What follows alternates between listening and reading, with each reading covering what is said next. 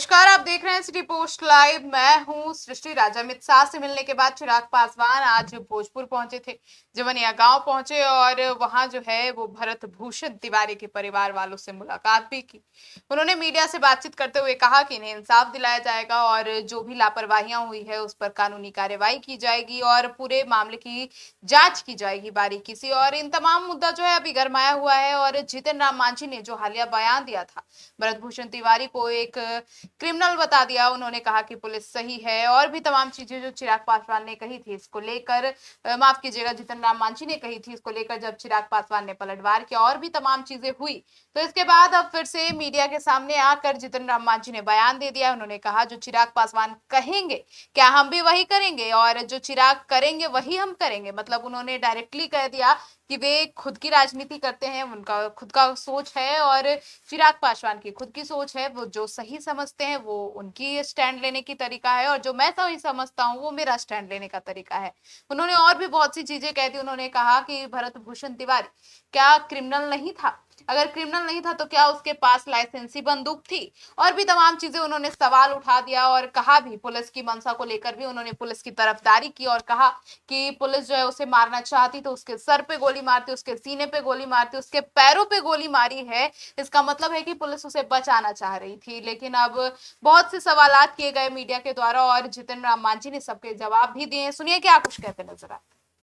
अब चिराग पासवान जो करते हैं वही हम करेंगे, इस मामले में हमने बहुत पहले कह दिया है।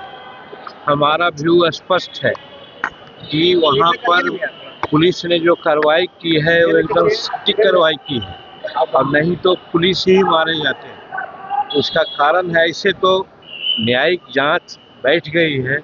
कुछ भी कहना, किसी प्रकार की बात करना उचित नहीं है। वो न्यायिक कार्य को, न्यायिक सुझाव को प्रभावित करना होगा। लेकिन हमारा कहना है कि अगर वो ठीक आदमी थे तो schedule caste, schedule tribes act का केस क्यों लगा था उन पर? दूसरी बात, वो जो रिवॉल्वर दिखला रहे थे वो रिवॉल्वर क्या उनका लाइसेंसी था? तीसरी चीज कि अगर पुलिस को मारना होता तो खोपड़ी में मारता, छाती में मारता। पुलिस ने बहुत ढंग से, जो उसका कानून है, कमर के नीचे उसने मारा। सिर्फ आहत करने के नाम पर मारा, मारने के लिए नहीं मारा।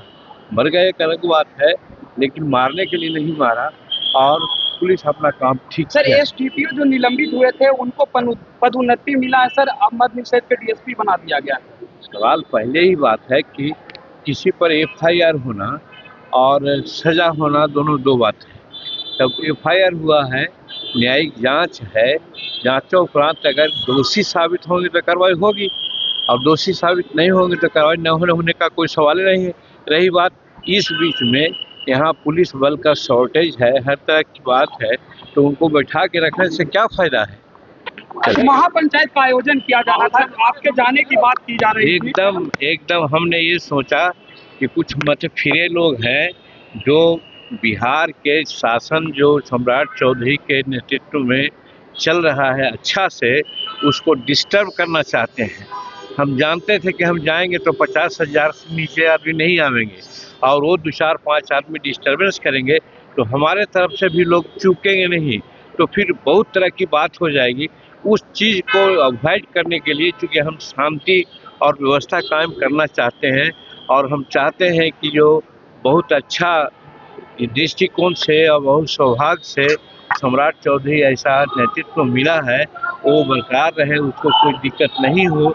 इसलिए उस चीज़ को हमने कहा कि लार्जर इंटरेस्ट में, पब्लिक के इंटरेस्ट में देखते बड़ा दिल दिखलाते हुए हमने अभी उसको तब्दील किया है। राबड़ी जी ने आवास खाली कर दिया है। खाली करना ही चाहिए था। अगर पहले कर चुपचाप चले जाते तो बड़ी अच्छी बात थी, लेकिन उसके पहले उन्होंने बहुत तरह की बात की है, लेकिन अंत में शासन का काम, शासन की बात को उन्होंने माना। इसके लिए उनको धन्यवाद देते हैं।